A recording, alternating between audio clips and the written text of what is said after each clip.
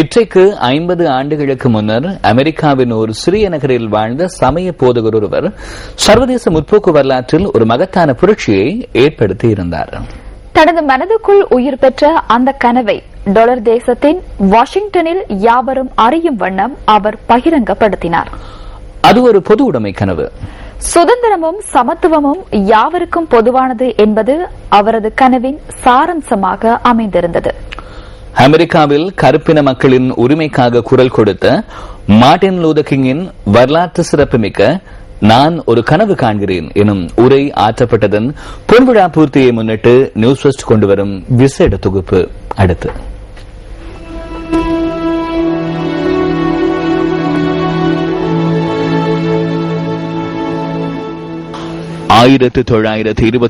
ஆண்டு ஜனவரி 15 அமெரிக்காவின் அட்லாண்டா நகரில் ஒரு சமய போதகருக்கும் ஆசிரியருக்கும் பிறந்த குழந்தைக்கு மைக்கேல் கிங் என பெயர் சூட்டப்பட்டது. 1954 ஆண்டு தனது 25வது வயதில் அலபாமா பிராந்தியத்தில் ஸ்டிஸ்ட் அவென்யூ பெப்டிஸ்ட் தேவாலயத்தில் ஒரு மத போதகராக தனது இறைப்பணியை லூதர் கிங் ஆரம்பித்தார். அந்த பிராந்தியத்தில் ரோசா பார்க் எனும் அமெரிக்க பெண் ஒருவர் பஸ் ஒன்றினுள் தனது ஆசனத்தை வெள்ளையர் ஒருவருக்கு வழங்க மறுத்தமையினால் கைது செய்யப்பட்டார். அந்த வயோதிப பெண் கைது செய்யப்பட்டதன் எதிரொலியாக அலபமாவின் மொன்ட்கொமரி நகரில் முன்னெடுக்கப்பட்ட அமெரிக்கர்களின் பஸ் புறக்கணிப்பு போராட்டத்திற்கு தலைமை வகித்த கிங் அமெரிக்காவின் சிவில் உரிமை போராட்டத்தின் தேசிய தலைவராக மார்ட்டின் லூதர் கிங் திகழ்ந்தார். 1963 ஆண்டு தனது வார்த்தைகளை செயலுறு பெற வைத்த லூதர் கிங் சம உரிமை போராட்டத்திற்காக தலைமைத்துவம் வழங்கினார். இதன்போது ஆர்ப்பாட்டங்களை கைவிடுமாறு நீதிமன்றத்தால் விடுக்கப்பட்ட இடைக்கால தடை உத்தரவு ஒன்றை மீறி செயற்பட்டமையினால் மார்ட்டின் லூதர் கிங் கைது செய்யப்பட்டார். சிறைச்சாலையிலும் அவரது முயற்சி தொடர்ந்தது.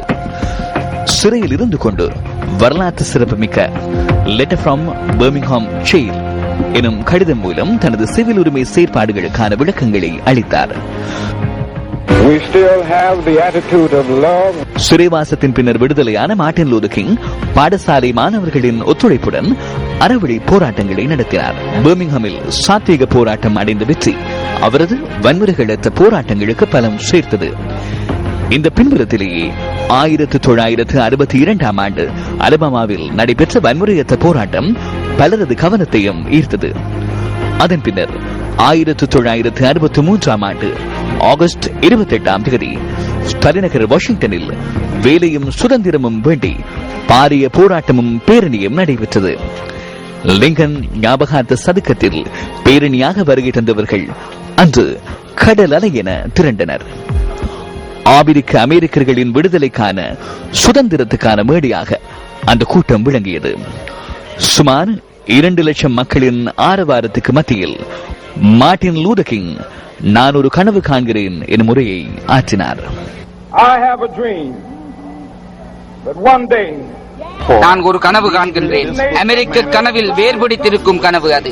ஒரு நாள் நமது தேசம் எழும். அதன் கொள்கைகளின் உண்மையான அர்த்தத்தின்படி அது நடந்து கொள்ளும் என்ற கனவு எனக்கு உண்டு. எல்லா மனிதர்களும் சமமாக படைக்கப்பட்டிருக்கின்றார்கள் என்ற உண்மையை ஏற்றுக்கொள்கின்றோம். ஜார்ஜியாவின் செம்மலை மேல் அடிமைகளின் மகன்களும் அடிமைகளின் சொந்தக்காரர்களின் மகன்களும் சகோதரத்துவம் என்ற மேசையில் ஒன்றாக அமர்வார்கள் என்ற கனவு எனக்கு உண்டு. Will they be able to sit down together at the table of brotherhood? I have a dream that my 4 little children. எனது 4 குழந்தைகளும் நிறத்தால் அல்லாமல் குணத்தால் மதிக்கப்படும் நாட்டில் ஒரு நாள் வாழ்வார்கள் என்ற கனவு எனக்கு உண்டு. மிக தீவிரமான இனவெறியர்கள் வாழும் அலபாமாவில் ஒரு நாள் கருப்பின சிறுவர் சிறுமியர் வெள்ளைக்கார சிறுவர் சிறுமியருடன் சகோதரத்துடன் கைகோர்த்துக் கொள்வார்கள் என்று நான் கனவு காண்கிறேன். அனைவருக்கும் சுதந்திரம் மற்றும் சம உரிமை கிட்டும் அந்த மகோன்னதமான நாள் துறவிலும் அவர் விவரித்தார். 1964 ஆண்டு வன்முறையற்ற வகையில் நிறவெறிக்கு எதிராக பாடுபட்டமைக்காக மார்ட்டின் லூதர் கிங்குக்கு அமைதிக்கான நோபல் பரிசு வழங்கப்பட்டது. எனினும் மக்களின் நீதி, சுதந்திரம் மற்றும் சம உரிமைக்காக போராடிய இவரது பயணத்திற்கு 1968 ஆண்டு ஏப்ரல் 4 முற்றுப்புள்ளி வைக்கப்பட்டது. அமெரிக்காவில் தலை சிறந்து விளங்கி மனித உரிமைகளுக்காய் குரல் கொடுத்த தலைவரை அந்த தேசம் மாத்திரமன்றி சர்வதேசமும் இழந்து பரிதவித்தது. ஷாவருக்கும் எக்காலத்திற்கும் எந்த தேசத்திற்கும் ஏற்புடைய அவரது உரை ஆற்றப்பட்டு 5 தசாப்தங்கள் கடந்துள்ள போதிலும் அதில் பொதிந்துள்ள அர்த்தம் காலத்தால் அழியாத எழுச்சி காவியமாக திகழ்கிறது.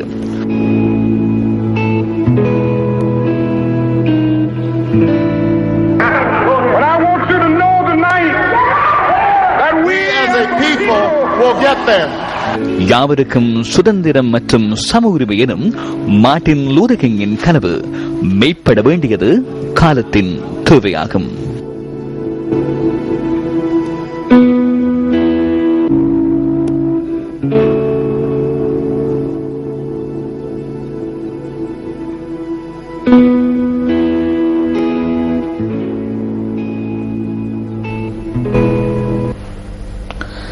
சிந்தனையை தூண்டும் அறிஞர் வாக்கு அடுத்து.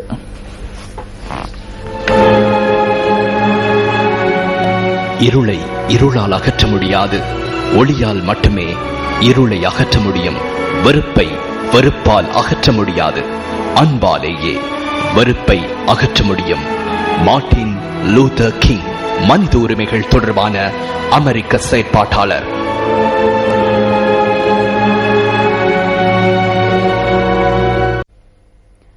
நாட்டில் அபிவிருத்தி நடவடிக்கைகள் வேகமாக முன்னெடுக்கப்படுகின்ற போதும் வேறு சில பிரதேசங்கள் அடிப்படை வசதிகளின்றி காணப்படுகின்றமை கவலைக்குரிய விடயமாகும்.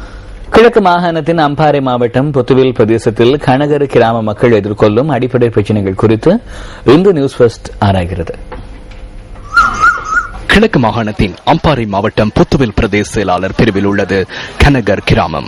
கடந்த கால அசாதாரண சூழ்நிலைகளால் பாதிக்கப்பட்ட இந்த கிராமத்தின் மக்கள் பல தடவைகள் இடம்பெயர்வுக்கும் முகம் கொடுத்தார்கள். சுமார் 300 குடும்பங்கள் வசிக்கும் இந்த கிராமத்தில் அதிகமானவர்கள் வறுமை கோட்டின் கீழ் வாழ்கின்றனர். கிணறும் தண்ணி இல்லாம இருக்குது. எங்களுக்கு கடும் கஷ்டமா இருக்கு பயிர் செய்யறதுக்கு. அது தண்ணி உதவி செய்யும். கரண்டும் வசதி இல்லை எடுக்கிறதுக்கு. கரண்ட் தந்தாதான் எங்களுக்கு யானை பிரச்சனையும் இல்லாம இருக்கும். அடிப்படை வசதிகளற்ற ஒரு கிராமமாக, அபிவிருத்திகள் மேற்கொள்ளப்படாத ஒரு கிராமமாகவே இந்த கிராமம் காட்சி அளிக்கின்றது. பாதைகள் ஒழுங்காக சீராக செய்யப்படவில்லை. மற்றது யானை தொல்லை எங்களுக்கு சரி எவ்வளவுதான் பாதுகாத்தாலும் தின்ன பிள்ளைகளை எங்களுக்கு பாதுகாக்க முடியாம இருக்குது. மற்றது யானையால காப்பாற்றினாலும் மண்டன்ற ஒரு இதால நாசகிருமியால எங்களுக்கு தென்னம்பிள்ளையில காப்பாற்றுறதே இல்லை.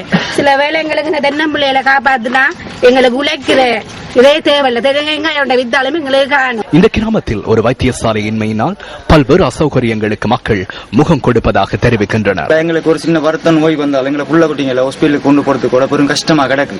இப்ப நாங்க பெரும் சிரமப்பட்டு தான் ஹாஸ்பிட்டலுக்கு அங்க கொண்டு போவோம். அதே மாதிரி இந்த ஊர்ல ஹாஸ்பிட்டல் ஒன்று இல்ல.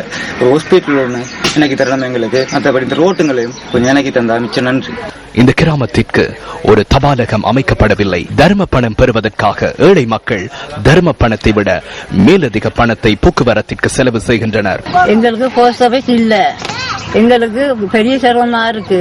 எங்களுக்கு பிச்சை சம்பளம் எடுக்க போனாலும் தொட்டிற்கு போகணும். கடந்த பல ஆண்டுகளாக போக்குவரத்து வசதிகள் உள்ளிட்ட எந்த விதமான அடிப்படை வசதிகளும் இல்லாத நிலையிலேயே இந்த கிராம மக்கள் வாழ்ந்து வருகின்றனர். விரைவில் தமது கிராமத்தில் அபிவிருத்தி நடவடிக்கைகள் முன்னெடுக்கப்படும் என்ற நம்பிக்கையோடு காத்திருக்கின்றார்கள் கனகர் கிராம மக்கள். உங்கள் வாழ்க்கை எங்கள் செய்தி.